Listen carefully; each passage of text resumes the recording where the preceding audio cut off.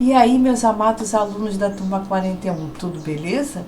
Hoje, na 27ª videoaula de língua portuguesa, semana 30, nós vamos falar mais uma vez de verbo na forma nominal.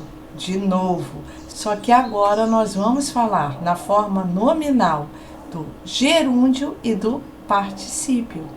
Na 26ª videoaula da semana passada, nós falamos da forma nominal infinitivo. Vocês lembram? Hoje nós vamos falar na forma nominal gerúndio e particípio.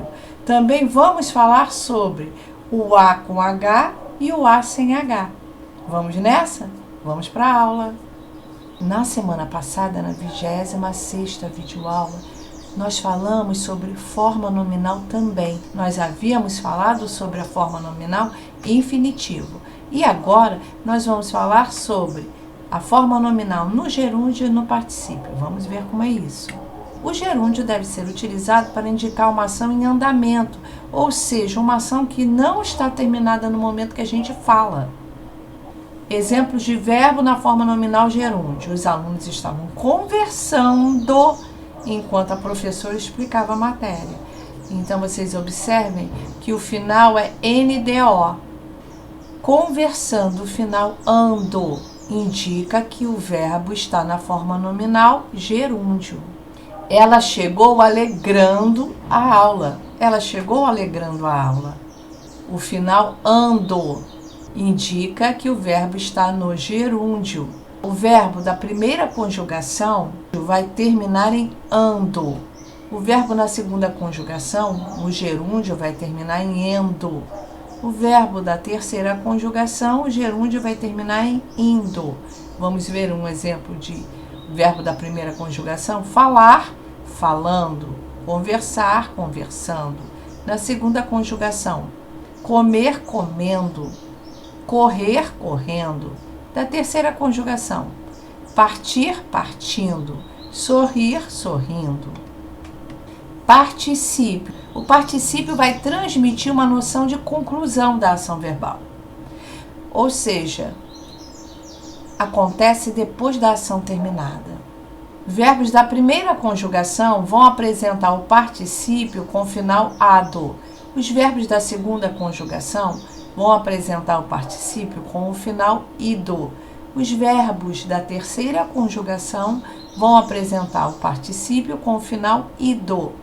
Então, vamos lá. Vamos ver um exemplo. Falar, falado. Cantar, cantado. Correr, corrido. Beber, bebido. Ouvir, da terceira conjugação, ouvido. Sorrir, sorrido. Ela havia sorrido. Um outro exemplo de verbo na forma nominal particípio. Nunca tinha parado pensar nisso.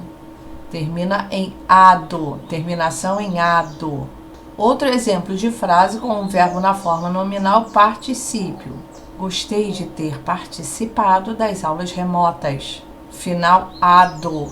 A palavra A com H e a palavra A sem H. A palavra A com H é uma conjugação do verbo haver, por isso seus significados mais comuns são ter e fazer. Ter no sentido de existir. Há muitas crianças correndo por aqui. Ou seja, tem muitas crianças correndo por aqui. No sentido de tempo que passou, tempo decorrido. Não pesco há muito tempo. Eu não pesco faz muito tempo. É só substituir o A por um dos verbos e isso não vai mudar o sentido da frase. Quando é que nós usamos o A sem H? Em artigo, em pronome pessoal do caso oblíquo, na indicação de um lugar. Eu vou a Portugal. Em artigo, a sala está limpa. É um artigo esse A. Pronome pessoal do caso oblíquo. Eu a vi na rua. Esse A é um pronome do caso oblíquo, eu não vou usar com H. Exemplos de frase com o verbo haver. Nós chegamos a 10 minutos. Sentido de tempo passado. Nós chegamos faz 10 minutos. No sentido de ter, de possuir. Há vários livros no meu quarto. Ou seja, tem vários livros no meu quarto. Vamos ver agora exemplo de A sem H. Nós vamos chegar daqui a 10 minutos. É um sentido de tempo futuro. Tempo passado eu vou usar o A com H. O tempo futuro eu vou usar o A sem H. Vamos a Portugal. Esse A não tem crase, diferentemente de ir à Bahia. Aí tem um sinalzinho de crase, tá? Nesse exemplo, nós vamos a Portugal, é só para mostrar a vocês que o A é sem H. Se eu dissesse nós vamos à Bahia, esse A seria um A craseado. Nós ainda vamos estudar preposição.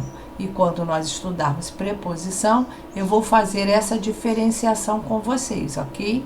O A com crase e o A sem crase. Mas não é assunto dessa videoaula. Por hoje é só, pessoal. Até a próxima. Tchau, tchau.